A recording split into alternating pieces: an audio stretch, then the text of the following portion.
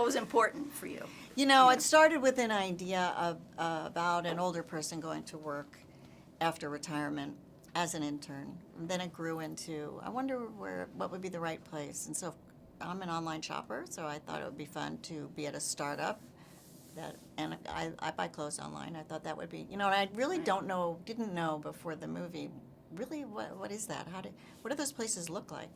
So I did a ton of research on fashion websites, and it was so much fun to see how it works, and I learned so much about their world.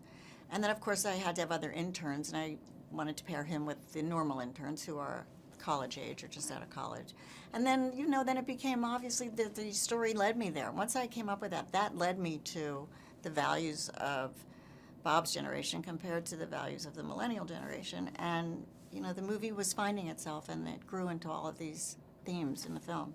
Because it really is a perfect microcosm of, I notice this every day, how there's how we should value Yes, right. our elders, Right. and they maybe get something out of course, generations that came after them. Right, of course. And he even talks in the very beginning of the movie about the fact that he's lived in Brooklyn all his life, and now he doesn't feel hip enough to live in Brooklyn. You even feel the place that's your own and your birthplace. There's so many people there not your age anymore that maybe I shouldn't live here anymore. And I've read about these people in Brooklyn that feel a little misplaced by the environment that's their home. So that comes into it, yeah. But of course, in this movie, he's a very vibrant, very smart, very capable guy, and very kind and fun. And the kids adore him. They absolutely adore him. So there's not a lot of time spent on who's the old guy. So much more time spent on, hey, can I talk to you? Right, and Yeah. he's so patient. Very. Yes. And He's very patient. That's true. And Quality I have very little of, so it was nice to write somebody like that. well, neither did Jules. No, that's correct. That's So- correct. Yes, Jules thought, this is not going to be good for me. I've got too much on my plate, and now I have to do this community outreach thing and have somebody older with me. It's fine, but assign him to somebody else.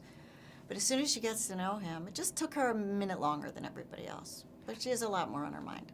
Right, and I thought one of the best moments is when she's typing, and it said a lot, Ben is too observant, which perhaps I'm glad you like that. the millennial generation isn't as observant. They're focused Yes. on tunnel vision into the phone or Right. other devices. You're right. He was really, he took in a lot because he had an opportunity to sit at the counter in her kitchen with her family.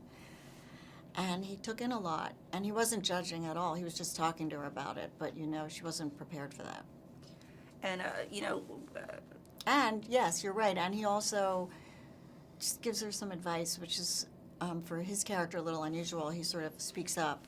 And even though he starts to say it, and then he decides not to, and she says, "What? I won't bite. Tell me." And then he just advises her to just, "Hey, remember who did this?"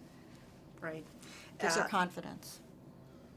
Would you like to have interned or apprenticed with someone when you were just starting out? Oh, I would have loved to have had the opportunity to. I was actually not interviewed as an intern, but I was interviewed to be Martin Scorsese's assistant when I was in my 20s. And I wanted that job. I really wanted that job. But I didn't get hired. But I did meet with him. I met with another person, then I got to him and I got to meet with him. If he had hired me for that job, probably would have been intern-like, would have been life-changing. I would have found out about movies at such a young age. It took me till I was, in my late 20s to land in the movie business. And what have you... And I would have studied with a master. Right. Another Is legend. it too late for him to hire me? I don't know. I'm right there with you. I really need... That would be fun. Had you ever worked with anyone from this cast before? No. They're all new to me. And anything you'd like I to love say? them. Oh, I absolutely love them. It was the most delightful cast maybe I've ever worked with. And great actors and really funny young kids. And it was fun working with an iconic actor like Robert De Niro in the same day I was talking to someone who had never been on a movie set before. all in one day's work. It was fun. It was actually fun because it kind of pushed me into different places, and I think it gave a sense of a reality to the scene. You know, when you're surrounded by a lot of people that have done it a lot, they're very polished, you know.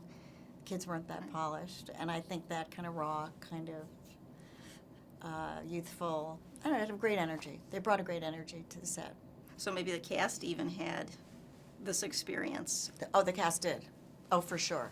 For sure. Yeah, it could be overwhelming, you know. No, they didn't, because he doesn't let it be overwhelming.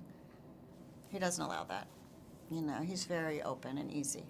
Nice. And Anne, what would you like to say about Anne? Because, Well, I think she's so incredibly talented. You know, it's an endless well of talent with that girl. We can do great in the dramatic scenes. She can be adorable and funny in the comedic scenes.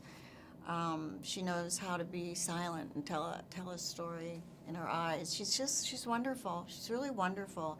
And she's, you know, it's always fun when you get back into the editing room to watch because you're not with them and then you're running over here looking at the monitor and running back. So when you're months later in the editing room and you're watching performances, you even learn even more about them. I'm very impressed with her.